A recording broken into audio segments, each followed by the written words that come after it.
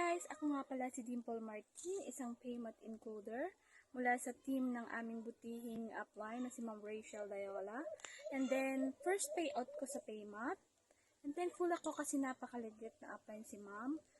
Sana kami ka pang matulungan. Thank you and God bless!